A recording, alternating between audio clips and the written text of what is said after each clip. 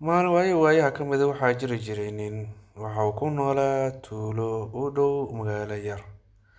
Waxa uu xoolo ka lahaa dameer. Dameerkiisa aad iyo aad ayuu u jeclaan jiray, waa uuna koolkoolin jiray, waana uu dhaqaaleyn jiray oo wuxuu siin jiray raashin. Laakiin dameerku wuxuu ahaa mid aad iyo aad shaqada u neceb, jiifkana jecel. Ninka tuulada uu deganaa iyo magaalada waxa u dhexeyn jiray war biyo ah oo sii dhex mari jiray marka uu u safrayo magaalada. Sidii caadi ahayd, suuqii ayuu imaaday maalin maalmaha ka mid ah. Waxa uu la kulmay saaxiibkiis, waxaana uu u sheegay in magaalada looga baahan yahay cusbo la'aan ay ka jirto. Ninkii aad u faraxsan ayaa waxa uu u mahadceliyay saaxiibkiis, una duceeyay, uuna ka ballan qaaday in uu bilaabi doono ganacsiga cusbada oo magaaladana cusbo keeni doono wixii ka bilowda beri haddii Alle yiraahdo. Ninkii maalinkii dambe wuxuu soo helay cusbo 12 xabo ah, laakiin 12 kama soo qaadin dameerka awgiis. Waxa uu soo qaaday 6 loor oo cusbo ah. Waxa uuna la soo aaday magaaladii oo cusbadii looga baahan yahayna wuxuu ka helay faa'iido. Ninkii waxa uu ku soo noqday gurigiisii asagoo faraxsan. Maalinkaasna cusbadii uu suuqa geeyey u soo gadantay dameerkiisii asagaba. Ninkii maalinkii labaad ayuu haddana loorkii u yaalay qaaday oo suuqa geeyey, isla sidii oo kale ayay u soo gadantay. Ninkii wuxuu bilaabay hawshii cusbada inuu dardar geliyo, oo in muddo ah ayuu waday cusbadii. Maalinkii dambe ninkii oo safarka ku jiro oo hortii biyaha sii goynayo ayaa dhagax waxa u sabqaday dameerkii, waxa uuna ku dhacay biyihii.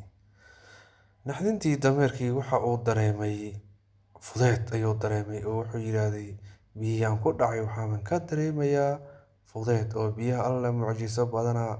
Culeyskii ayay iga yar oo fudayd baan dareemayaa. Culeyskii hayay iyo xamuulkii dusha iga saarnaa waxaan dareemayaa nafis oo biyaha mucjisay ahaayeen. Laakiin soo dameerkay mooday ma ahayn, wixii cusbo u saarnaa ayaa dhalaalay oo biyihii raacay.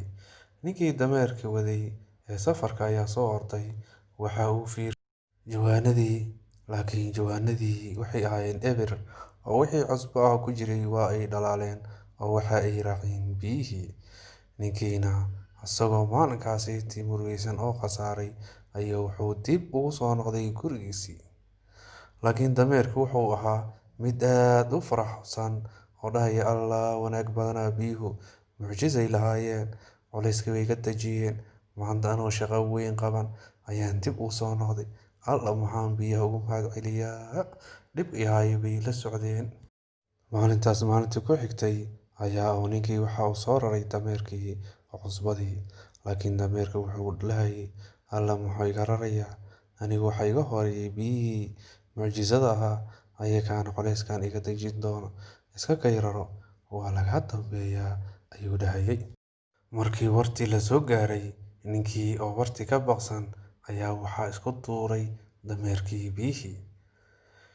Kadibna wuxuu ku dhex dhacay dameerkii biyihii. Ninkii oo yaaban, xanaaqsan oo la yaaban dameerka waxa uu sameeyay in ay ka noqotay iyo in uu kas iska tuuray oo sidii shalay oo kale oo wax ka raadinaya kala saar la ayaa ciil tacbaan noqday. Maalinkaasna waa soo khasaaray, waxaana ku soo noqdeen gurigii. Maalintii saddexaad ayaa ninkii waxa uu soo raray dameerkii. Saakay waxaa dameerka la saaray 8 loor. Dameerka oo yaaban ayaa waxa uusan dareemin wax culeys ah. Alla maanta wuxuu jiraan 8 loor ayaa la saaray, culeysna ma dareemay. War door waa sukay wado inta hore saaro soo biyihii igama dambeeyeen mucjisada ahaa, ayakaana culeyska iga dajin doono sidii shalay iyo daraadna dib ayaan u soo noqon doonaa. Markii wartii la soo gaaray ayaa sidii caadi ahayd dameerka wuxuu isku tuuray wartii asoo ka raadinaya nafis. Laakiin maanta maalintii hore waa ay ka duwanayd oo waxa uu la kulmay culeys aad u badan oo culeyskii hore ka badan oo xamil waayay. Ninkii lahaana wuxuu fiirinayaa oo wuxuu leeyahay, adaa biyaha ka joog laga kari waaye, bal maanta ka xabxaabi oo maanta waxa saarnaa cusbo maahane. Ninka waxa uu ku soo raray suuf ayuu ku soo raray.